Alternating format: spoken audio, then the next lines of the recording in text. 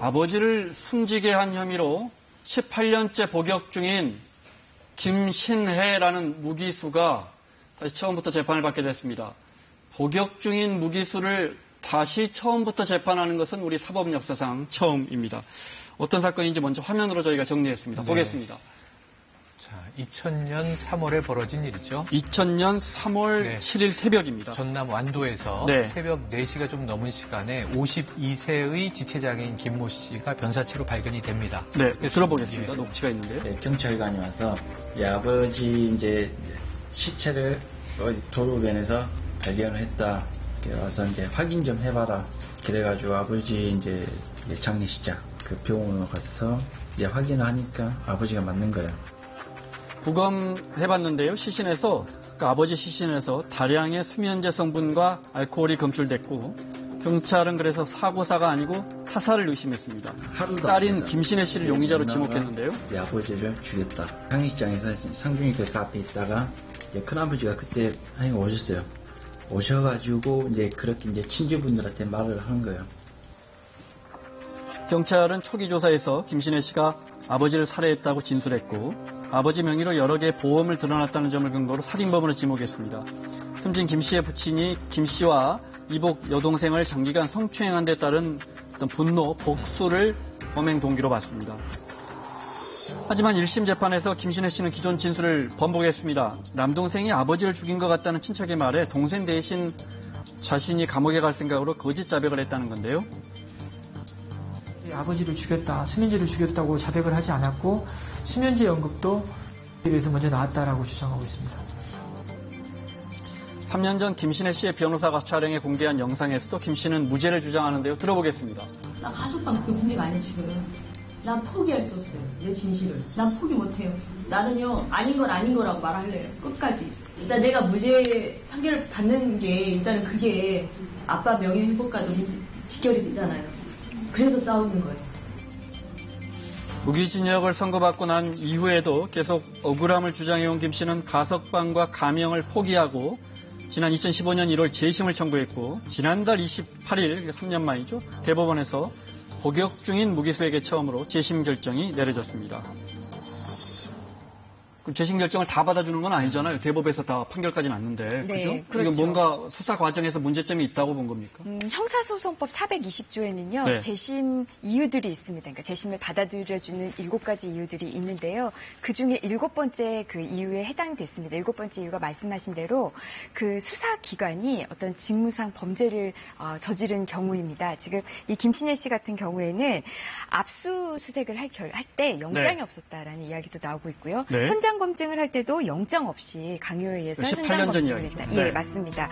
그리고 원래 그 압수수색을 할 때 2명의 그 사법경찰관이 들어가야 되는데 1명만 참여를 했던 겁니다. 근데 나중에 이걸 보고 2명이어야 되는데 1명만 있네 하면서 압수조서에 또 다른 사람 1명 이름을 임의로 넣습니다. 이걸 이제 허위공문서 작성이죠. 그러니까 과정이 잘못됐다 이거군요. 그렇죠. 이 수사 과정에 위법이 있다라는 이유로요. 이번에 재심 결정이 됐습니다. 원래 1심부터 다시 하는 겁니까? 대법원에서 파기환송하고 그런 게 아니에요? 네, 이번에 이 재심 대상으로 삼은 게 1심 판결입니다. 1심이 잘못됐다라고 했기 때문에 1심부터 다시 절차를 밟았습니다. 1심이 잘못됐으니까 1심부터 다시 시작한다. 네.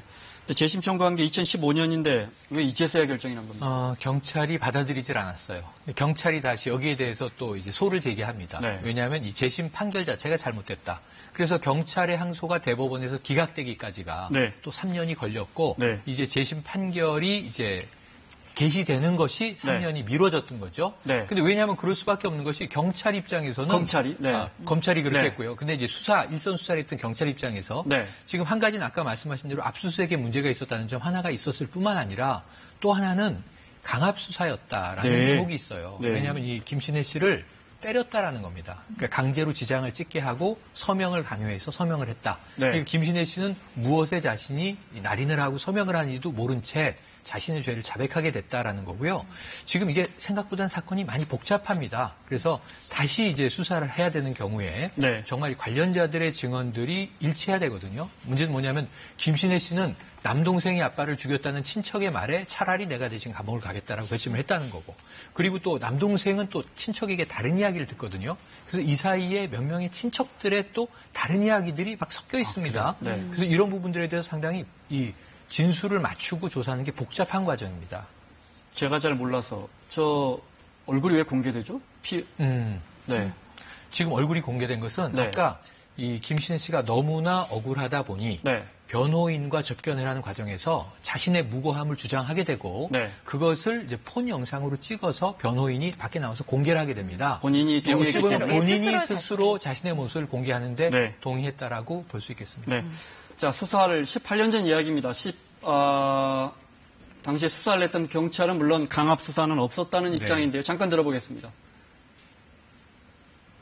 당시에 김신혜 씨 동창이 같이 우리 수사과에 성으로서 일을 같이 했어요. 김신혜 씨가 다칠까봐 이꼴에 대해서 굉장히 생각을 했던 것 같아요. 우리 구내식당에서 그때 당시 유치원들 밥도 먹고 그랬었는데. 자, 1심부터 이제 치열한 법리 공방이 이루어지면 네. 쟁점을 좀 정리해 주시면. 우선 이제 유무죄 판단을 이제 다시 가리게 됐잖아요. 네. 먼저 이제 경찰은 수면제로 살해를 했고 네. 그 살해의 그 방법으로 수면제를 이야기를 합니다. 그러면서 이제 시신을 유기했다라는 건데요. 김신혜 측에서는 자택에서 수면제 성분이 검출이 안 됐다고 네. 이제 이야기를 합니다. 이 김신혜 씨가 처음에 이제 허위 자백을 했을 때에는 자기가 그 수면제를 갈아서 양주에 넣었다고 얘기하는데요. 그 도구로 행주와 밥그릇을 이야기하는데 그 집에서 발견된 행주와 밥그릇에서는 수면제가 검출이 되지 않았어요. 네. 두 번째로 살해 동기인데요. 경찰 측에서 얘기하는 거는 부친 앞으로 이 김신혜 씨가 8개의 보험에 가입됐다. 네. 가입을 해놨다. 그러니까 아버지가 사망하면 그 보험금을 수령할 목적이 있었다라는 건데요. 김신혜 씨 측에서 이야기는 그 8개의 보험 중에 3개는 이미 해지된 보험이고요. 네. 5개의 보험도 대부분 2, 3만 원의 저렴한 보험인데다가 이게 2년 내에 아버지가 사망할 경우에는 보험금을 탈 수 없는 보험이라고 합니다. 네. 그런데 2년 안에 아버지가 사망을 했어요. 네. 게다가 이런 사실은 이 김신혜 씨가 예전에 보험 설계사로 근무를 한 적이 있기 때문에 네. 이 내용을 누구보다 잘 알고 있는 사람이다. 따라서 이제 이 살해 동기도 이제 맞지 않는다는 거고요. 또 하나 이 살해 동기에 아버지로부터 어떤 성추행을 당했었다. 이렇게 살해 동기에 대해서 이야기하기도 했었는데 또 그런 적이 없다라고 지금 김신혜 측은 얘기하고 있습니다. 또 가장 중요한 살해 증거로 쓰였던 게 경찰에서 제시하는 거는 자택에서 이 네. 김신혜 씨가 직접 쓴 살인 계획 노트 이게 이제 증거로 쓰였는데요. 네. 김신혜 씨 측은 김신혜 씨가 시나리오를 썼다고 합니다. 그중에 그 시나리오를 쓴 그 초안의 일부이다. 이것과 그 아버지의 그 살해 과정하고는 또 이제 정확하게 일치한 게 아니다. 이거는 시나리오일 뿐이다. 이렇게 지금 다투고 있습니다. 네. 김신혜 씨 변호인의 입장도 들어보겠습니다. 네. 다량의 알약을 복용했다는 흔적은 전혀 발견하지 못했다는 거예요. 그러면은 범죄 사실 자체가 객관적으로 무너지는 거예요. 들으신 것처럼 그 8개 보험에 가입했다는 부분에 대해서도 반박했는데요. 본인도 보험 설계사 등록도 해보고 보험 업무를 해보니까 실적이란 걸 알거든요. 총 8개 합쳐서 한 30만 원 정도밖에 안 되는 보험을 들어줬던 거예요. 그중에서 한 3개는 또 곧바로 해지를 하고. 물론 보험료는 2, 3만 원이어도 네. 보험금이야 수백만 원, 수천만 원도 될 수 있는 거지만 네. 그게 2년이 안 된 거니까 어차피 못 받는 돈이라는 걸 알고 있었고 네. 본인이 보험 설계사로 일을 하면서 가입을 했으니까 아까 말씀하신 대로 보통 실적을 올리는데 주로 친척과 가족의 이름으로 보험을 많이 들잖아요. 네. 그런 것의 일부인데 마치 보험금 수령을 목적으로 한 살인인 것처럼 네. 경찰은 곡해를 했다라고 하는 대목입니다. 박준영 변호사는 과거에 굉장히 유명한 분이죠. 이런 거 했던 인권 변호사 아닙니까? 인권 변호사고 네. 영화의 소재로도 등장을 네. 하신 바가 있죠. 그리고 네. 이제 많은 분들이 이제 박준영 변호사의 활동을 알게 되고 난 이후에는 억울한 사람을 위해서 노력하는 변호사다. 갈채도 많이 보냈는데 네. 이번 경우에도 박준영 변호사가 사실은 초창기부터 상당히 관심을 기울여서 네. 재심을 이끌어내는데 큰 좀 이제 공을 세웠다 이렇게 볼 수 있는 인물이고 네. 앞으로 재심의 결과는 정말 세간의 관심을 뜨겁게 받고 있습니다. 네, 박준영 변호사 그 3내 나라 슈퍼 3인조 강도 사건도 네, 그것도 무죄 받아냈던 변호사입니다. 자, 18년 만이고 입증할 만한 자료가 제대로 보존되어 있는지도 궁금합니다. 네. 네. 어떻게 전망하세요? 풀려날 수 있을까요? 우선 이번 재심 1심이 유죄, 무죄 이걸 떠나서 대법원까지 갈 가능성은 아주 높다고 보고요. 어느 쪽이, 어느 결과든지 검찰이든 김신혜 씨 쪽에서는 항소, 상고를 달 것으로 보입니다. 그러면 과연 결과가 어떻게 될까 제가 조심스럽게 예측을 해보면요. 우선 법원에서, 재심 법원에서도 이 재심 개시 절차를 결정하는 법원에서도 무죄를 입증할 만한 명백한 증거는 아직 나오지 않았다고 이야기를 하고 있거든요. 그런데 김신혜 씨의 무죄를 입증할 만한 증거가 나와야 무죄가 되는 게 아니고요. 유죄를 입증할 만한 증거가 충분히 나와야 유죄가 됩니다. 그런데 지난 재판에서 유죄로 인정됐던 증거들이 어떤 위법한 수사 절차에 의해서 수집된 증거다. 이런 게 인정되면은 증거 능력이 다 부정이 되거든요. 그리고 뭐 자백이라든지 현장 검증 이런 것들이 다 부정이 되면은 증거가 부족할 수도 있습니다. 그렇게 결론이 난다면은 무죄로 나올 가능성이 높아지겠죠.